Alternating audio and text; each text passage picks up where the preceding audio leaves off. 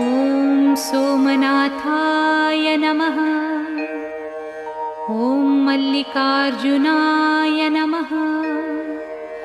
ॐ महाकालेश्वराय नमः।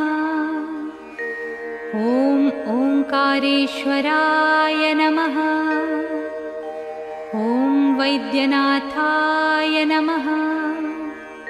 ॐ भीमशङ्कराय नमः।